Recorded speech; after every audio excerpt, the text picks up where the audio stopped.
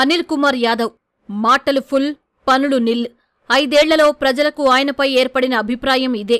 నెల్లూరు నగరం నుంచి 2019లో వైకాపా నుంచి గెలిచిన అనిల్ నీటిపారుదల మంత్రిగా పనిచేశారు. 2020 కల్లా పోలవరం ప్రాజెక్టు పూర్తి చేస్తామని, 2021లో నిర్మిస్తామని ఇలా 3 సార్లు గడువులు పెంచి సామాజిక మాధ్యమాల్లో ట్రోల్ మెటీరియల్గా మారారు.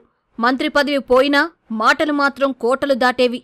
అధిష్టానం ఆదేశాల మేరకు ఈ ఎన్నికల్లో నెల్లూరు నగరం అసెంబ్లీ నుంచి నరసరావుపేట లోక్సభకు వచ్చిన అనిల్ను పల్నాడు ప్రజలు ఓడించి మళ్లీ నెల్లూరుకు పంపించేశారు.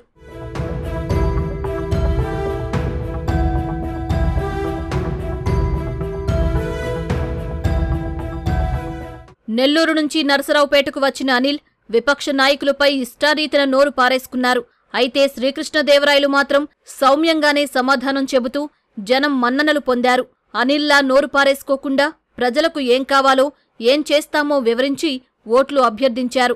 సిట్టింగ్ ఎంపీగా తాను చేసిన అభివృద్ధిని వివరించారు.